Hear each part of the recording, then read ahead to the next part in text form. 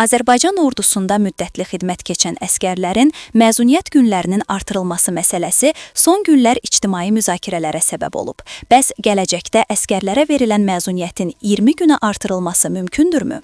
Bu haqda Konkret.az-a açıqlama verən hərbi ekspert Ədalət Verdiyev qeyd edib ki, hazırda xidmət müddətinin 1 il və ya 1 il yarım olmasının fərqinə varmadan müddətli hərbi qulluqçulara yalnız bir dəfə olmaqla 10 gün məzuniyyət verilir.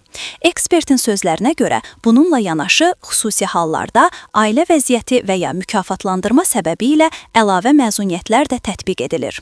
Ailə vəziyyəti ilə bağlı məzuniyyət komandirin qərarı ilə müəyyən edilir və ailədə yaranmış real vəziyyətin ağırlığından asılı olur. Mükafatlandırma məqsədi ilə hərbi hissə komandiri əskərə əlavə 5 gün məzuniyyət verə bilər.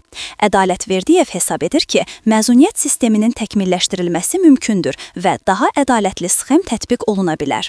Onun fikrincə, 1 il xidmət edənlər üçün 10 gün, 1 il yarım xidmət edənlər üçün ikinci xidmət ilinə görə əlavə 5 gün məzuniyyət verilməsi daha məqsədə uyğun olardı.